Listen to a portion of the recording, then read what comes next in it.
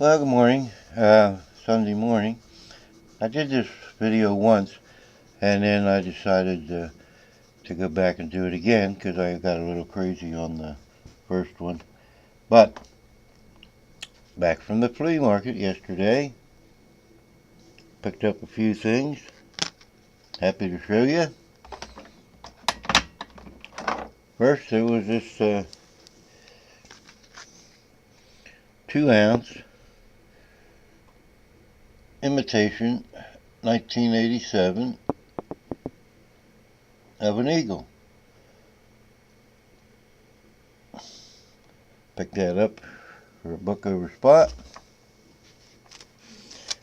Then Tom said he had some sets for me. So he said we got a little over 2 ounces of sterling here of the flags of the United Nations. Now maybe someday I'll show some of these, but they are little bitty pieces. Beautiful, but little bitty. And he said that he'd throw in the box for nothing. So I got this nice box for nothing. And that's probably what it's worth, because even though I paid by weight, there's only about a quarter of the flags that fit in this box in this bag. So this box, maybe I can find a use for it as displaying something else, but certainly not the flags because of the UN, because I only have a quarter of them. But he also had this. This is very heavy. What we're looking at between the three of these is $900 worth of silver at a buck over spot. So these are sterling. Again, Franklin Mint, because that's practically all the mints that were putting out quality sets of stuff back in the early 70s. And they are the presidents. Now everybody knows the presidents by heart, I'm sure. Of course. And there's on the back a little bit of definition of what each president did, what his high points were.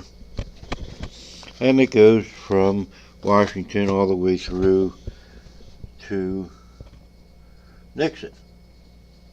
And we can assume by this, I guess, that this set was made, although I don't see a date on it, was made probably in 1974, before Nixon was thrown out, or they would have had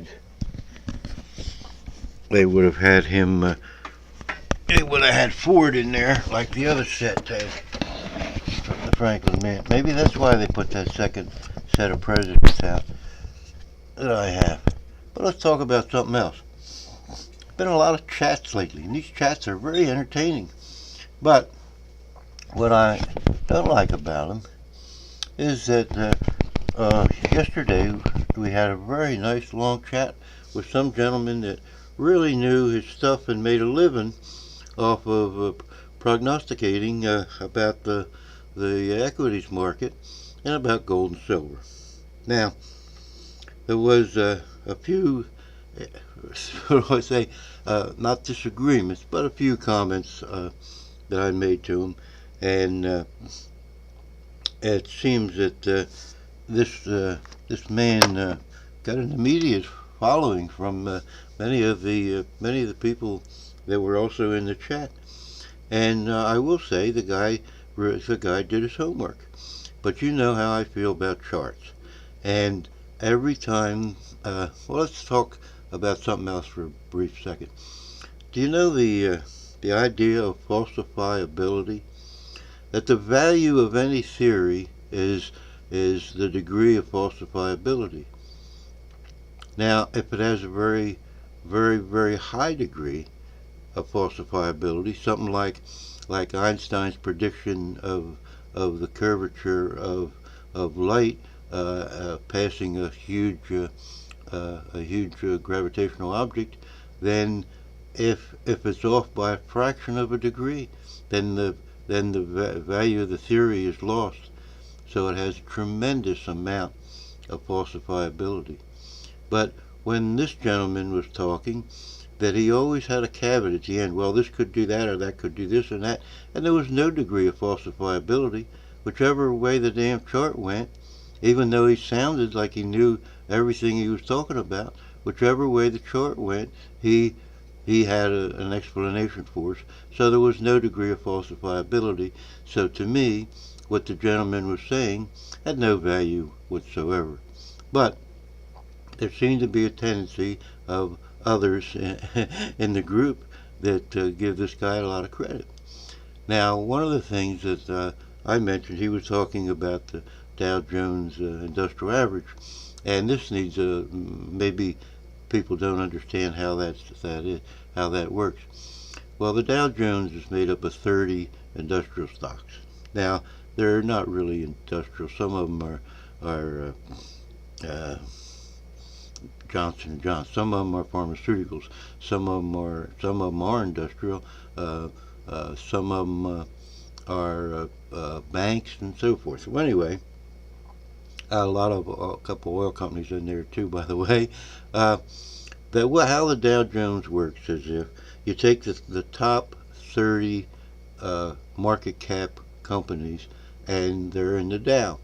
Now, if one of them slips below number 30, then it's removed from the Dow, and the one that replaced it that comes in and takes its place.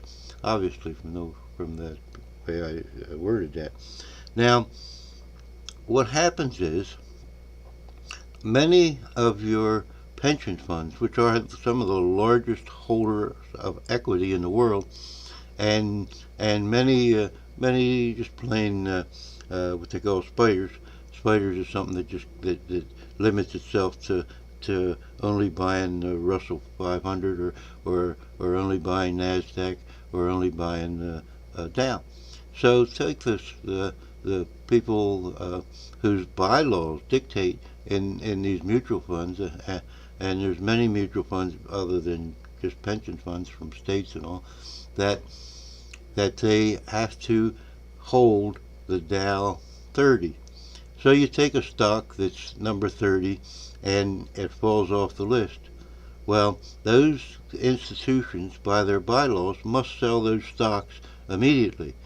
So what happens is you have a stock that's already beaten down, and then you have a tremendous amount of people that hold that equity that are required to sell that stock, and it beats it down further, so that the Dow Jones people can say, "Look, I told you that stock was a loser," and it in fact not only falls off the list, but gets beat up in the process because of all the sales of that equity.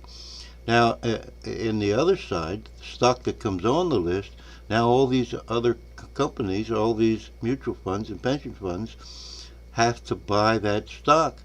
So what does that do? That boosts the price of that stock. So you have almost a self-fulfilling prophecy that the Dow is always going to go up because it gets rid of its losers and it brings in the new winners. So it only is composed of the 30 winners. So that affects the Dow. So say over a 10-year period, and that's what it took for the Dow to return to where it once was, 10 years. So not only people that just held the Dow took 10 years and they lost all the inflation in the meantime, but they do not have, they may only have 12 or 15 or 18 of the original stocks they held. So of course the Dow's a safe bet. Well, so safe that it took 10 years to get back. But I meant it's much safer in the long haul than a lot of other equities, and a lot of the Dow equities also pay dividends. And in these times, dividends are very important. But of course, you're going to get a rise. If you get a rise in the market at all, you're certainly going to get a rise in the Dow. Now, my disagreement with this gentleman was that his point of horizon was so large that it made no sense.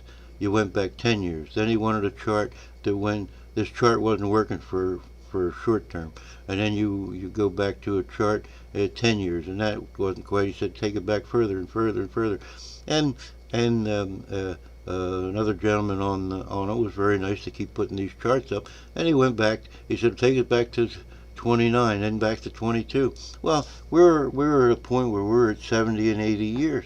Well, Jesus, if you gotta have to look for a system and it has a cycle of 70 or 80 years, you're gonna get one shot at that fucking cycle. It doesn't make any sense. Didn't make any sense at all.